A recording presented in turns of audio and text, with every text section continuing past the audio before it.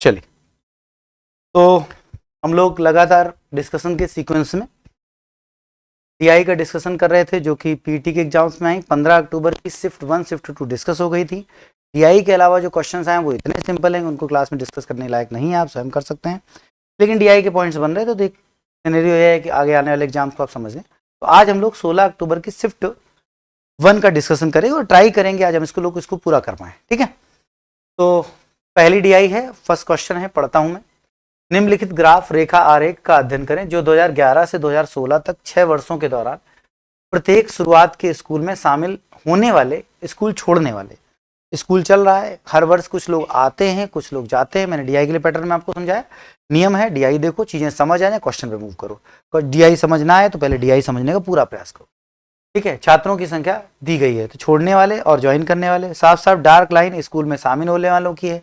ये जो dark line ये एडिशन के लिए स्टार्ट होती है, और जो है उसके बाद अगली बात आएगी जो स्कूल छोड़ रहे होंगे उनकी संख्या दी गई। ये आपकी हल्की सी लाइट लाइन है, छात्रों की संख्या को बताया गया है। ठीक है, अगर इस पॉइंट ऑफ व्यू से डिस्कशन स्टार्ट किया जाए तो आगे कंटिन्यू करते हैं। यहाँ पे प्रश्न नहीं है, यहाँ डीआई थी जिसमें अलग अलग वर्षों में एडिशन जो आपने एनरोल हुए और जिन्होंने स्कूल छोड़ दिया, लेफ्ट द स्कूल, जिन्होंने स्कूल छोड़ दिया, उसी तरह से फिर ये छोड़ने वाले, ये एनरोल होने वाले, ये छोड़ने वाले, डार्क एनरोल वाले हैं और ये छोड़ने वाले, ऐसे करके लगातार चलती रही। कह रहा है कि 2010, इस वर्ष 2011 से ठीक पहले वाले वर्ष में जो फाइनल बच्चे थे उनकी संख्या 3000 थी। ऐसा नहीं था कि पहले कितने बच्चे थे पता नहीं है, ये हमें पता है। हर बार एनरोलमेंट हो रहा है, कुछ लोग छोड़ रहे हैं, ये लगातार चल रहा है। इस पैटर्न के पॉइंट ऑफ व्यू से देखा जाए तो इसका पहला क्वेश्चन आता है आपके सामने, किस वर्ष में पिछले वर्ष की तुलना में स्कूल छोड़ने वाले छात्रों की संख्या में प्रतिशत वृद्धि या गिरावट अधिकतम है।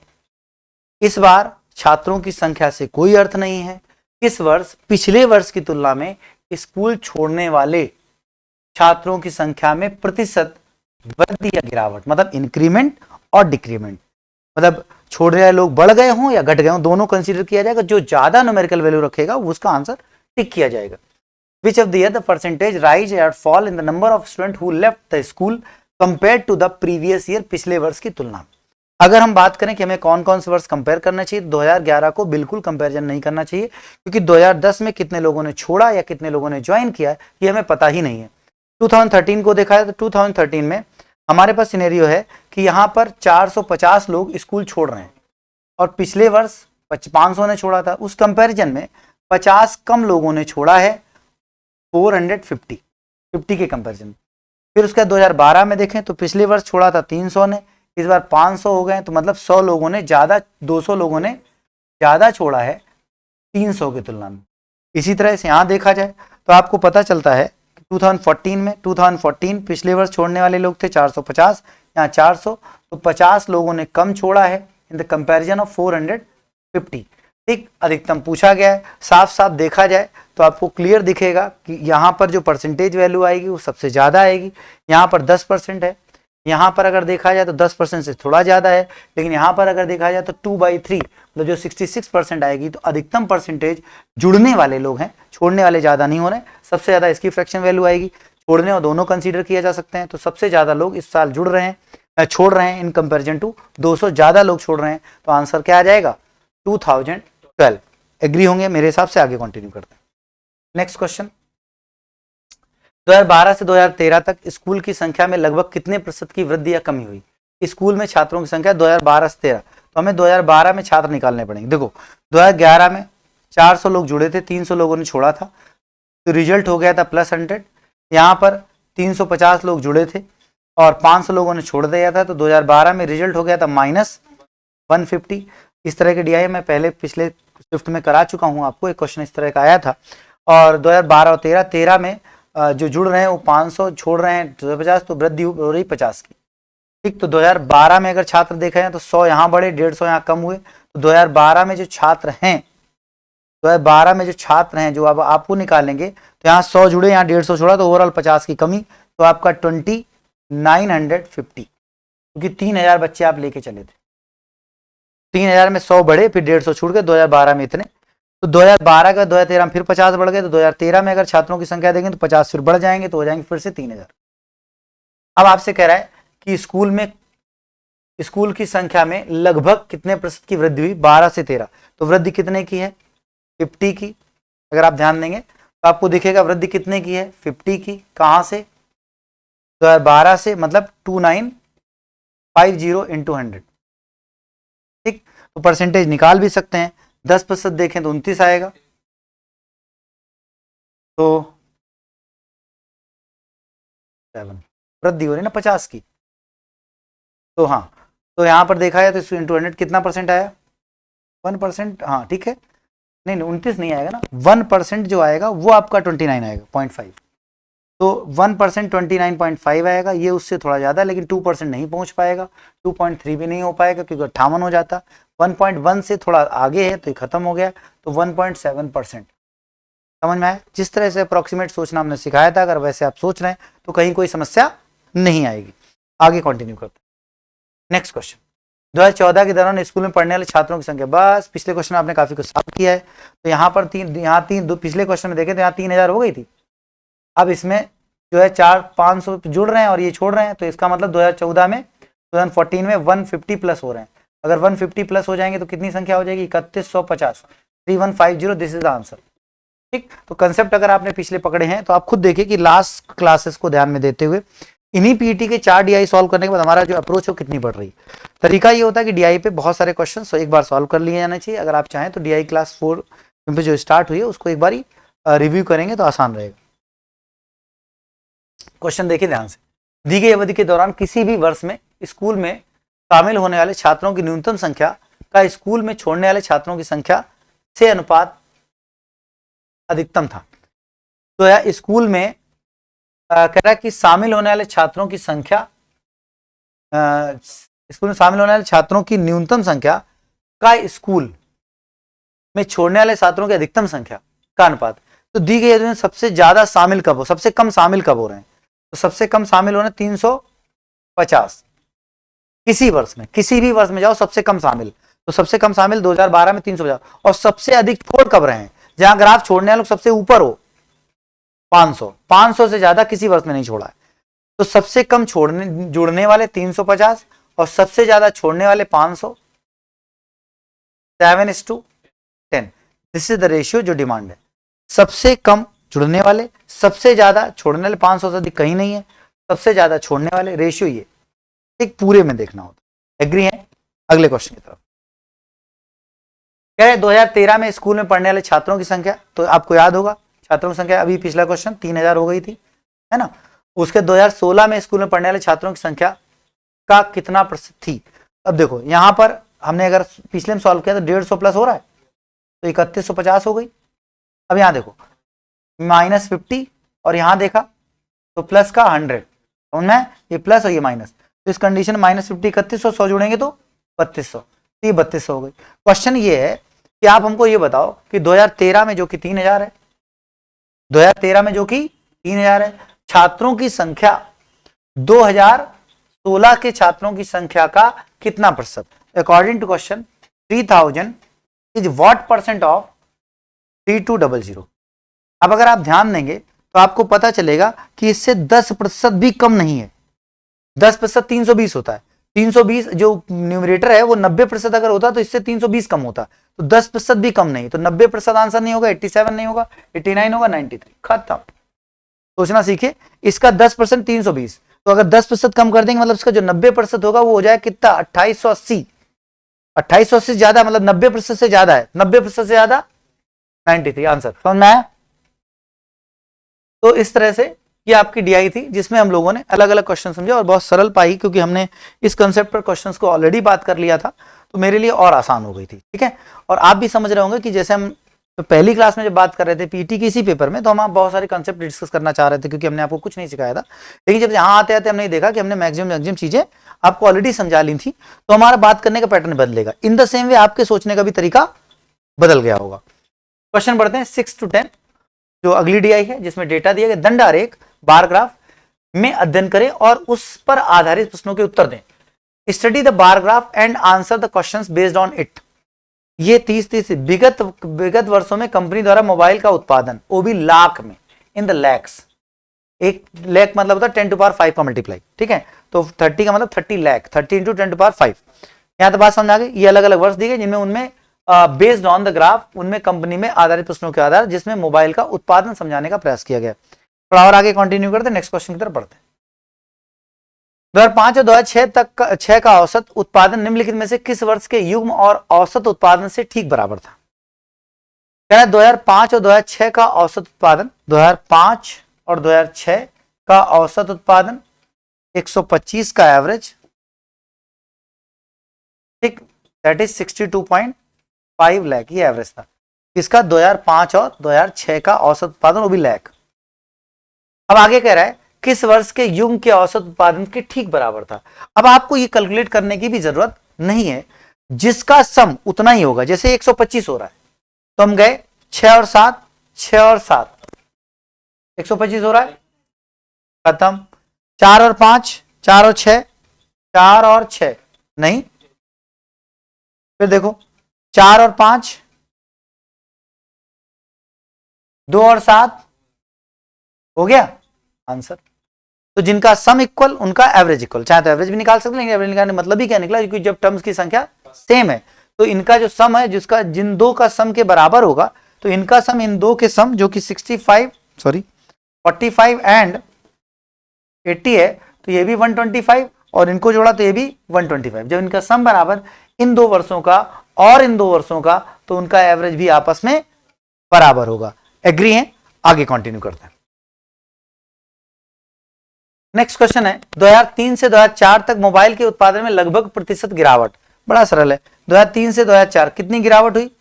15 की, कहां से? 65 से इंटू 100, 10%, 20%, 20% से ज्यादा आएगा, 20% ज्यादा सब है, तो 20% जो हो जाएगा वो कितना हो जाएगा? 13, और 1% हो जाएगा 6.6, तो इसका मतलब 2% हो जाएगा कितना? 1.3,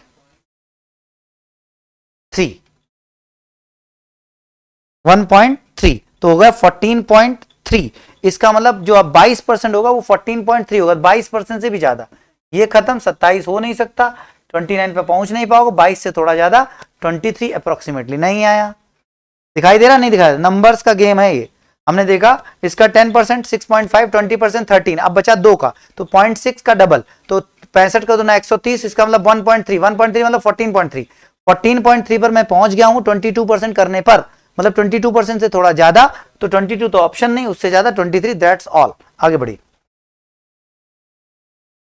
नेक्स्ट क्वेश्चन, पिछले वर्ष की तुलना में किस वर्ष उत्पादन में प्रतिशत वृद्धि सबसे अधिक थी? उत्पादन में सबसे अधिक पिछले वर्ष की तुलना में, यहां वृद्धि देखो कितने की? हाँ, 15 की वृद्धि, कहां से? 30 से। 2005 में पिछले वर्ष की तुलना में 20 की वृद्धि, कहां से? 50 से। 2003 में देखो पिछले वर्ष की तुलना में वो भी हो गई क्या? सॉरी, हाँ,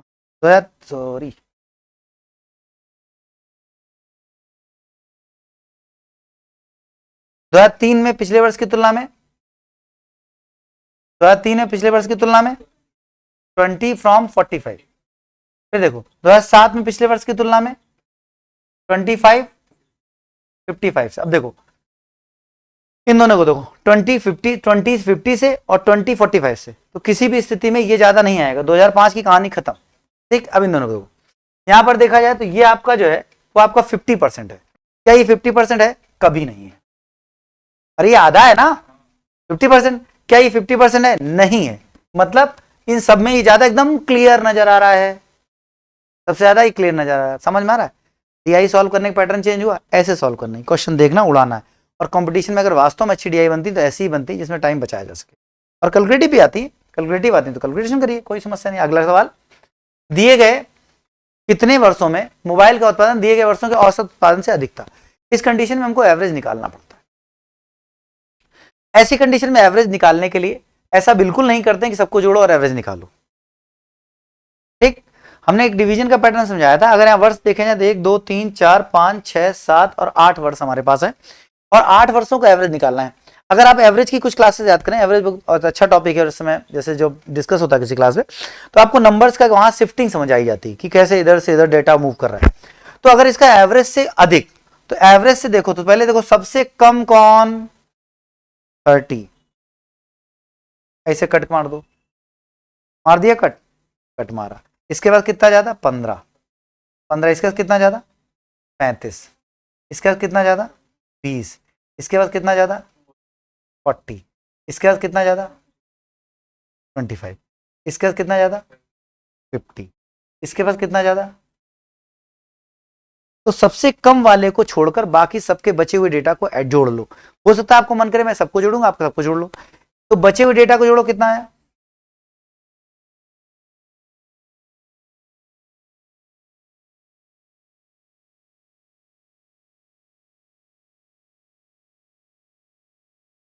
हम्म 240। वर्ष कितने हैं 8, तो 8 भागों में बांट लो। एवरेज कितना है 60। इस तरह हम एवरेज जल्दी निकाल सकते हैं। पहला तरीका, जब हम स्टैटिक्स पढ़ाएंगे तो एज्यूम्ड मीन मेथड का कंसेप्ट, ये एग्जैक्टली एज्यूम्ड मीन का था। एज्यूम्ड मीन को और बेटर करते हैं। जैसे हमको लगा 30 में काफी नीचे चले गए, 30 में हम काफी नीचे चले गए, तो एक काम करते हैं हम थोड़ा और ऊपर जाते हैं और 50 को एवरेज एज्यूम करते हैं और इससे कहते हैं ये दिक्कत हो रही है, यहाँ 60 रख लो, तुम इसको दे दो तो ये भी 50 हो जाएगा। फिर इससे कहा तो वहां पर 10 ज्यादा ना, तो तुम 50 रख लो, 10 इसको दे दो तो इसका 40 हो जाएगा। ठीक, ये 50 में आ गए। फिर इससे कहा कि देखो काम करो, तुम भी 50 रखो और 20 इसको दे दो, 10 इसको दे दो, तो ये 50 हो गया। ठीक, अब यहां 10 हमारे पास एक्सेस है। अब यहां पर इससे का 50 रखो, 5 तुम इधर दे दो, इससे का 50, ये सब मन में चल रहा है। इससे का तुम 50 रखो और 30 इसको दे दो, इससे का तुम 50 रखो और 35 हमको दे दो। अब 35 और 5 40, 3 80 और 10, हाँ टोटल 80 ना, तो टोटल कितना हुआ 80, और 80 को बांट दो कितने भागों में 8, तो मतलब 10। तो एज्यूम्ड जो एवरेज था वो 50 था, 50 10 10 और मिलेगा 80 60। समझ पा रहे, गेम समझ में आ रहा है। तो जहां आपको लग रहा हो कि एवरेज, देखो फिर आओ थोड़ा, इतने सारे बात के बाद ये समझ में आया कि हमने देखा 30 सबसे कम है, तो एवरेज 30 से तो बहुत ऊपर जाएगा, तो हमने इसलिए 50 को माना। और जब हमने 50 को माना तो 50 को मानने पर आपको समझ आया कि 50 हमारा लगभग लगभग है, 50 से वैसे भी सब ऊपर थे, 2 को छोड़कर, इसलिए 50 को एवरेज माना। 55 को मान सकते थे, 60 को मान सकते थे, 60 था या नहीं तो 60 अपने मन से लिख सकते थे, पता नहीं, लेकिन ये समझता कि ये एवरेज लाइन है, इससे सभी लगभग ऊपर है, इन दो तो थोड़ा बहुत शिफ्ट हो जाएगा, इसलिए हमने 50 को माना। 30 माने में कैलकुलेशन बढ़ी, 50 माने शिफ्ट कर दिया, तो फटाफट शिफ्ट करा, शिफ्ट करने पर हमारे पास 80 बच गया, फिर भी तो उस 80 को 8 भागों में बांट दिया, एवरेज आ गया 60। ये है एवरेज निकालने का सही तरीका। जब भी आप एवरेज सबको जोड़ करके 8 से डिवाइड करोगे, आपको कैलकुलेशन में टाइम लगेगा, उस कैलकुलेशन से बचना है। ठीक, अब आपके सामने 80 आ गया, तो कह रहा है एवरेज से अधिक, एवरेज से अधिक 60 से अधिक, 60 से अधिक, अब इसको इरेज कर लो। ठीक है, 60 से अधिक ये है नहीं, ये है नहीं, ये है नहीं, ये है नहीं, और 60 से अधिक कितने 1 2 3 और 4 वर्ष ऐसे जिनमें एवरेज से ज्यादा प्रोडक्शन हो रहा है। नहीं है समझ, एज्यूम्ड मीन का एक मेथड होता है स्टैटिक्स में, उसको यूज किया है। मेथड से मतलब नहीं, आदत से मतलब है, बात डाली आदत में। क्या what is the approximate percentage increase in the production of the mobile 2008 in the compare to 2001? बड़ा सरल, 2001 30, 2008 85। इंक्रीमेंट कितने का, इंक्रीज दुगुना तिगुना, तो 200% से थोड़ा कम, 200% से थोड़ा कम, एक मिनट कितना कम, सॉरी कितना कम, देखो अगर ध्यान दो, ये अगर 300% हो जाए, मतलब 3 गुना हो जाए तो 90 हो जाएगा, तो 90 अगर हो जाएगा तो 200% हो जाएगा, तो उससे कितना कम 5। तो जो 3 है वो, जो 5 है वो 30 का कितना प्रतिशत, अरे बड़ा सरल, 2% 6 होगा, तो 2% से थोड़ा कम कम है,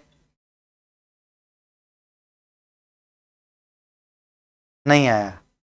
तो इस तरह अगर आप सिंपली देखेंगे तो आपको बात समझ में आ जाएगी कि यहां पर नहीं समझ में आया, नहीं आया। देखो 30 में अगर हम 200% बढ़ाएंगे तो ये आपका 90 हो जाएगा, लेकिन पहुंचा है 85।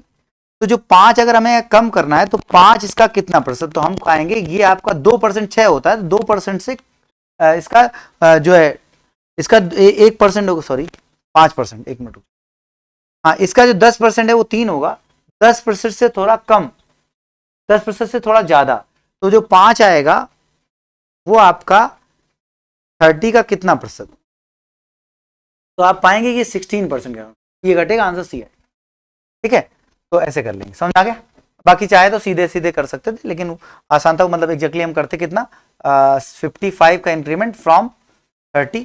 इधर से देखेंगे तो जल्दी रहेगा, मैंने वो दोनों तरफ से देख सकते हैं। तो 200 से कम आएगा, 200 से कितना कम आएगा, तो हमने पता चला कि 10% 3 है ना, तो उसके अकॉर्डिंग बढ़े तो 7% 30 है, तो 30 तो 7% में हो गया, फिर बचा 25 कितना परसेंट, तो पड़ता है 83 समथिंग, तो आएगा 183% का इंक्रीमेंट। बाकी कैलकुलेट डायरेक्ट भी कर सकते हैं, बात पूरी हो गई। एग्री यहाँ तक, कोई दिक्कत समस्या? तो इस तरह से इस क्वेश्चन को सिंप्लीफाई किया जा सकता है।